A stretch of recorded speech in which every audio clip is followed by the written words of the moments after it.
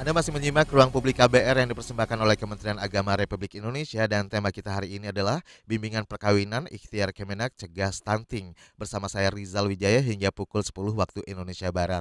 Baik, untuk Anda pendengar yang ingin bergabung bersama kita mungkin mau bertanya atau memberikan komentar ya terkait dengan tema kita hari ini, silakan Anda bisa gunakan fasilitas telepon bebas pulsa di nomor 0800 245 7893.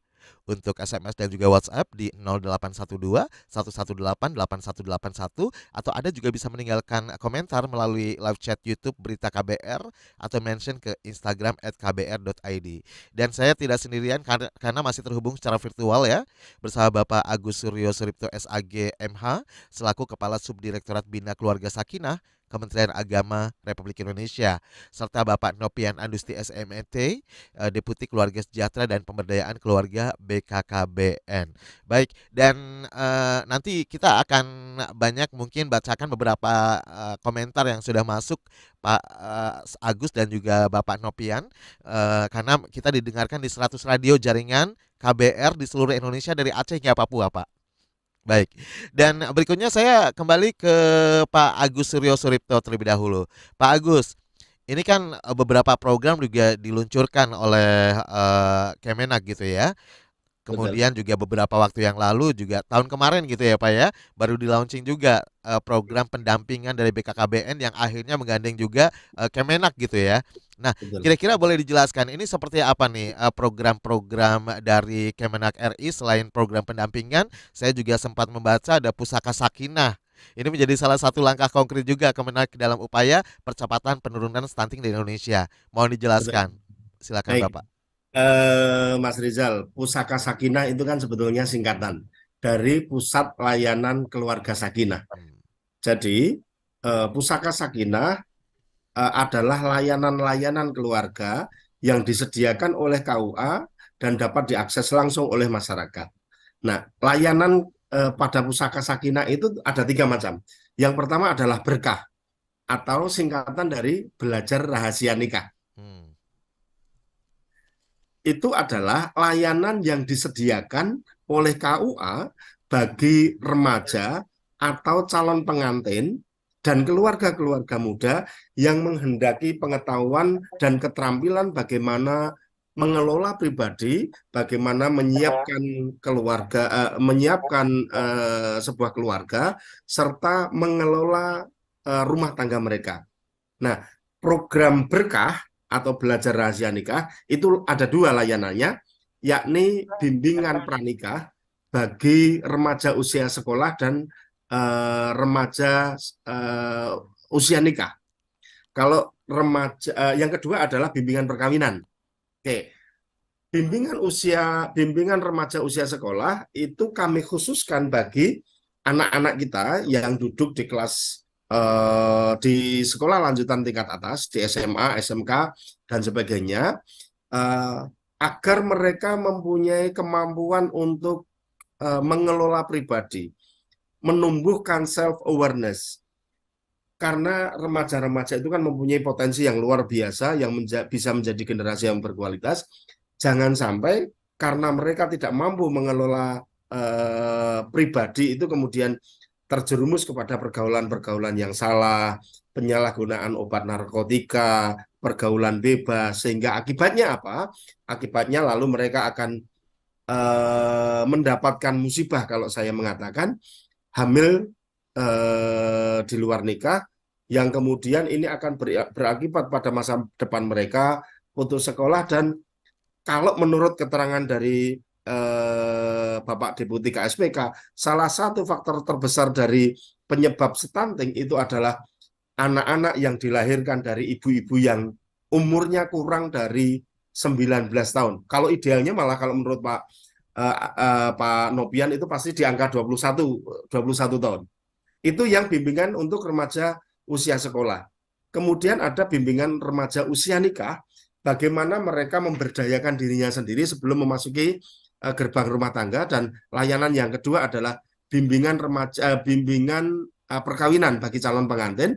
Ini untuk menyiapkan calon-calon ayah dan ibu bagaimana mereka bisa mengelola rumah tangga dengan baik, bagaimana mereka menyiapkan generasi yang berkualitas, dan tentu adalah yang bebas stunting. Kemudian layanan pusaka sakinah yang kedua adalah kompak atau konseling, mediasi, pendampingan, dan konsultasi. Layanan ini diberikan kepada keluarga-keluarga yang sedang menghadapi masalah. Layanan ini bersifat private, bimbingan secara personal, kemudian bagaimana kami memberikan solusi atas problem-problem keluarga yang sedang dihadapi oleh suami dan istri. Lalu kita juga ada layanan pengelolaan keuangan. Kemudian yang ketiga adalah Lestari. Program yang ketiga adalah Lestari, layanan bersama untuk ketahanan keluarga Indonesia.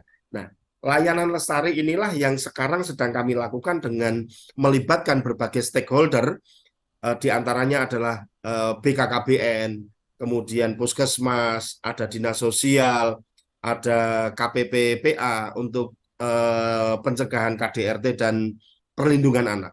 Kira-kira layanan-layanan itulah yang sekarang dibutuhkan oleh masyarakat, dan fokus kita sekarang adalah bagaimana kita memberikan edukasi kepada calon pengantin dan program Lestari yang kita ada integrasi dengan stakeholder kementerian yang lain. Baik.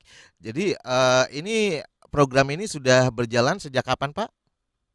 Kalau program ini sebetulnya kita sudah ada berjalan sejak tahun 2018 ya. Baik. Hanya kemudian fokus kita lebih kepada penanganan stunting ketika kami bersama BKKBN melaunching untuk kerjasama pada tahun 2022 kemarin di Bantul, Yogyakarta. Oke, berbagai program sudah diluncurkan ya, bahkan dari sejak tahun 2018.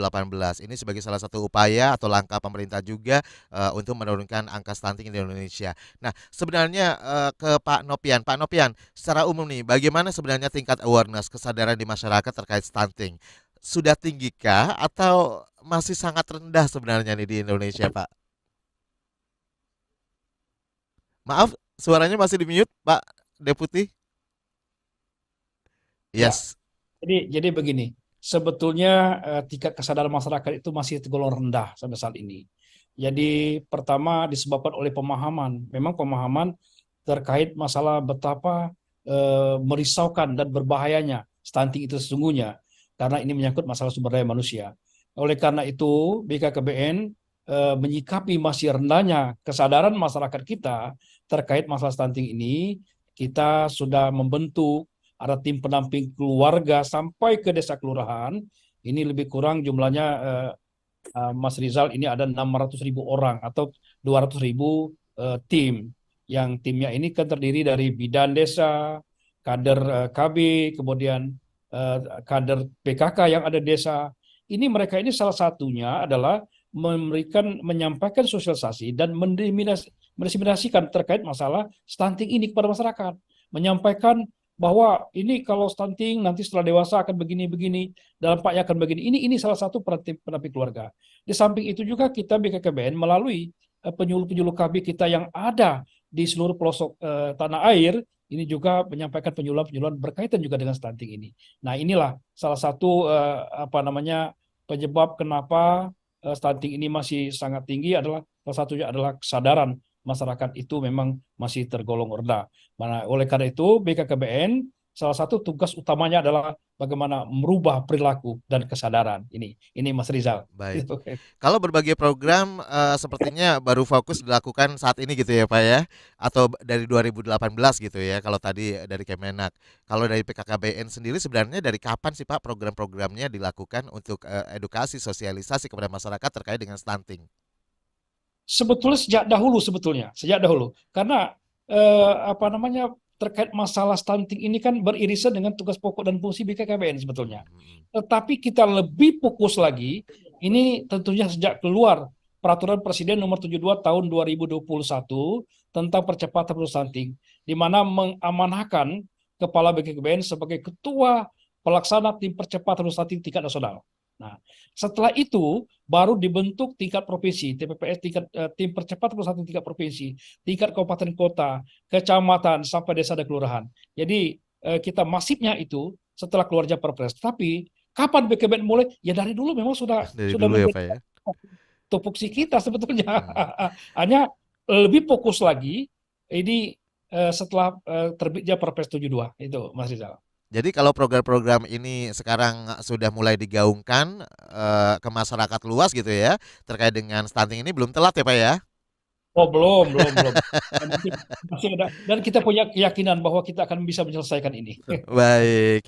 Dan tentunya dari PKKBN udah banyak banget yang dilakukan upaya-upaya sosialisasi, edukasi menyeluruh dilakukan kepada masyarakat karena memang seperti tadi disebutkan tingkat kesadaran di masyarakat masih rendah gitu ya Pak terkait stunting.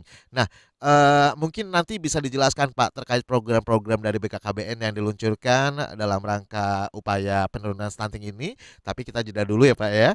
Nah, nanti kita akan coba bacakan juga beberapa komentar yang sudah masuk melalui live chat YouTube Berita KBR dan juga WhatsApp di 0812 118 8181. Tetap di ruang publik KBR bersama saya Rizal Wijaya.